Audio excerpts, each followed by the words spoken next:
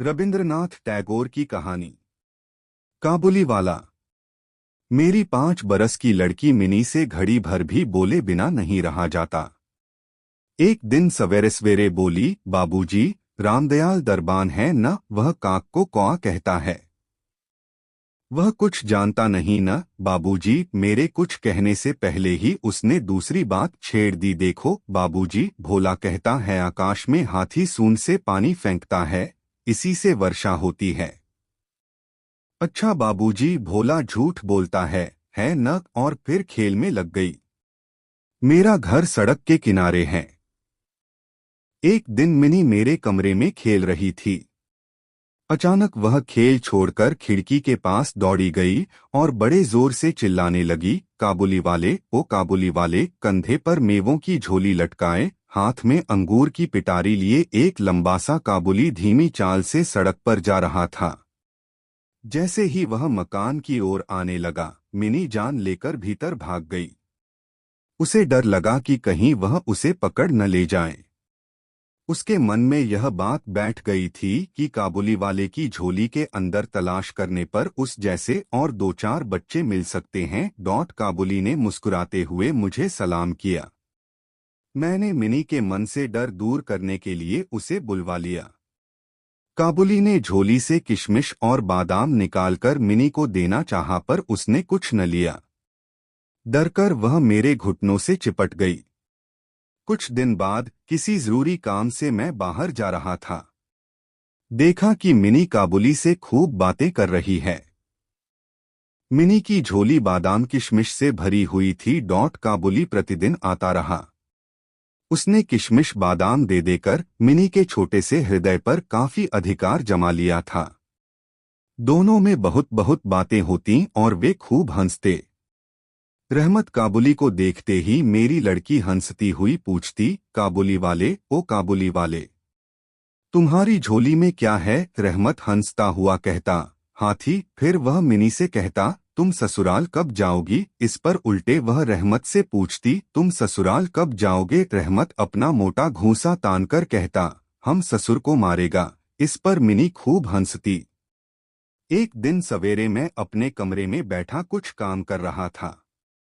ठीक उसी समय सड़क पर बड़े जोर का शोर सुनाई दिया। देखा तो रहमत को 2 सिपाही बांधे लिए जा रहे हैं। रहमत के कुर्ते पर खून के दाग हैं और सिपाही के हाथ में खून से सना हुआ छुरा। हुआ यूं कि हमारे पड़ोस में रहने वाले एक आदमी ने रहमत से एक चादर खरीदी।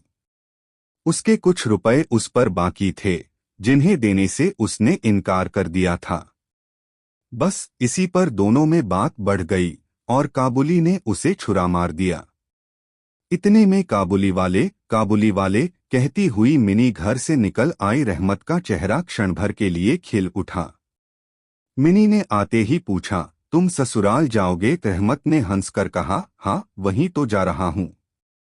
छुरा चलाने के अपराध में रहमत को कई साल की सजा हो गई। काबुली का ख्याल धीरे धीरे मेरे मन से बिल्कुल उतर गया और मिनी भी उसे भूल गई। कई साल बीत गए। आज मिनी का विवाह है। मैं अपने कमरे में बैठा हुआ खर्च का हिसाब लिख रहा था। इतने में रहमत सलाम करके एक ओर खड़ा हो गया। पहले तो मैं उसे पहचान ही न सका। अंत में उसकी ओर ध्यान से देखकर पहचाना कि यह तो रहमत है। मैंने पूछा, क्यों रहमत, कब आए? कल ही शाम को जेल से छूटा हूं, उसने बताया।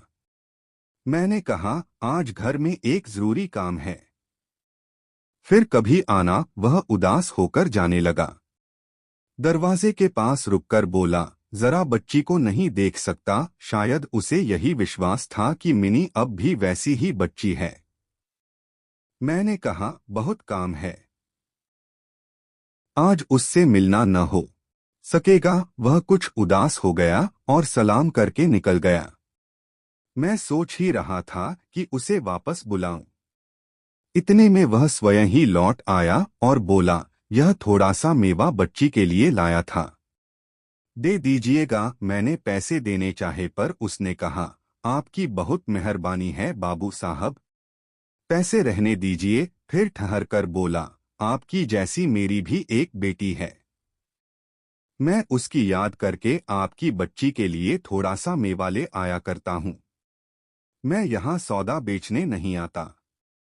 उसने कुर्ते की जेब में हाथ डालकर एक मैला कुचैला मुड़ा हुआ कागज का टुकड़ा निकाला और बड़े जतन से उसकी चारों तह खोलकर दोनों हाथों से उसे फैलाकर मेरी मेज पर रख दिया।